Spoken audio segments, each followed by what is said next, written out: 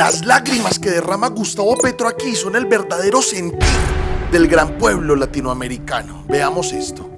Cuando aquí entraron disparando y acabaron al primer presidente de izquierdas elegido popularmente en América del Sur en su historia, yo decidí la toma de las armas.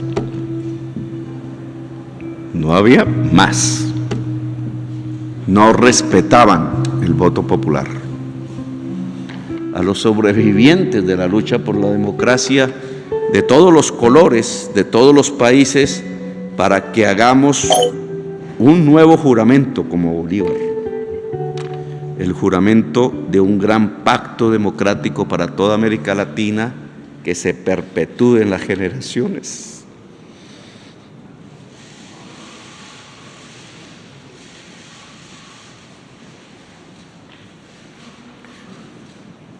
De 100 años de soledad. Gracias.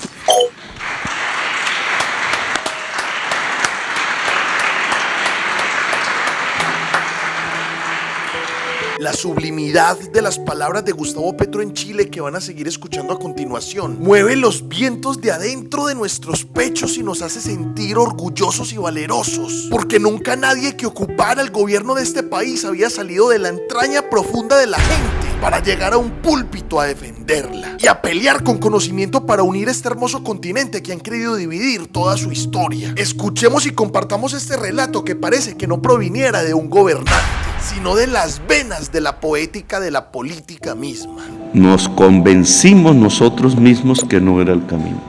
Unilateralmente le dijimos a toda la generación de combatientes jóvenes y soñadores, hombres y mujeres de toda la América Latina, que el camino de una revolución armada no era necesario.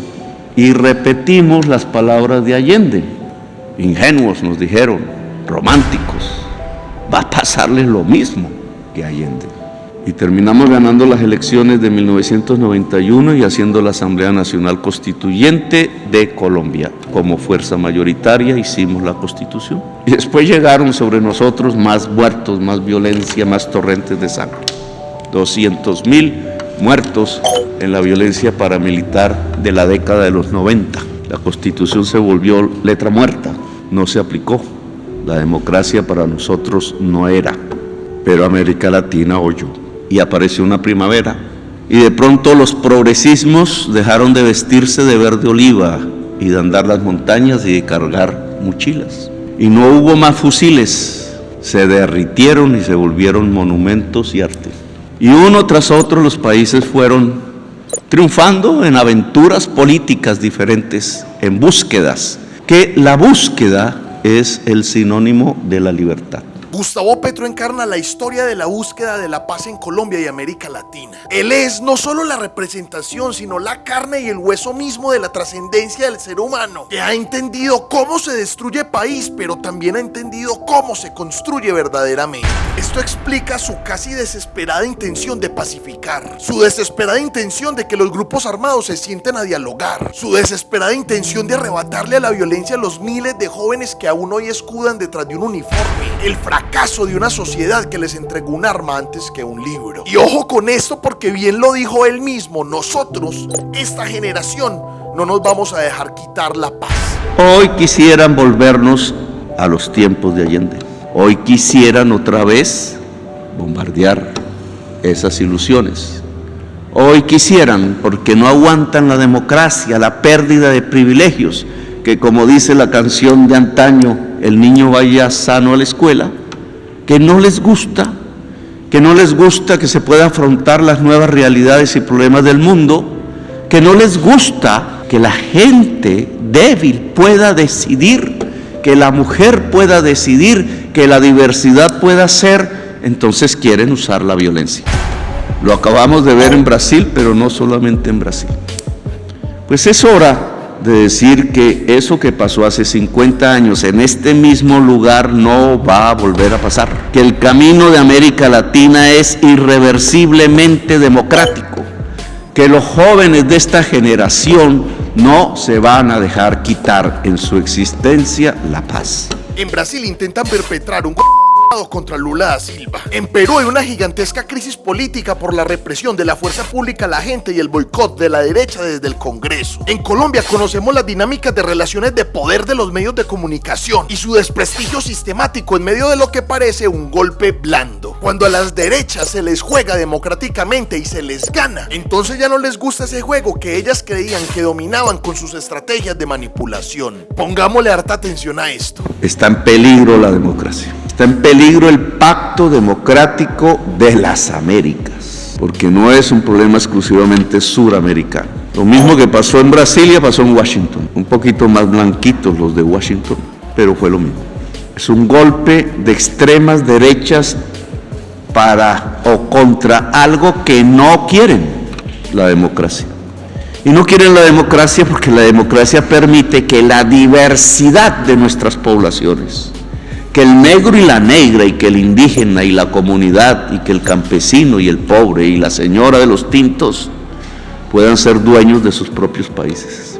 Miren, yo siempre insisto mucho ni siquiera en la política, sino en todo en la vida, con la nocividad que pueden cargar conceptos como la idolatría y el fanatismo. No es mi intención idolatrar a Gustavo Petro. Y póngase una lupa usted mismo que está escuchando esto allá también. Él, como todo ser humano, comete errores y ha tenido en este canal también los micrófonos abiertos para criticarlo y analizar sus escenarios cuestionables. No obstante, lo que sí intento hacer es demostrar desde mi punto de vista la histórica dignificación que él como presidente, como senador, como ciudadano le ha dado a la política ni siquiera colombiana sino latinoamericana. No han habido en decenas de años personas con el valor, pero además de valor con el conocimiento, para postrarse ante una masa gigantesca de gente, desde la representatividad de un puesto de poder y decir las palabras que escuchamos todos los días, él dice en todas partes, en este caso en Chile. Oído a esto que vamos a escuchar aquí. Pablo Neruda quiso ser presidente de Chile.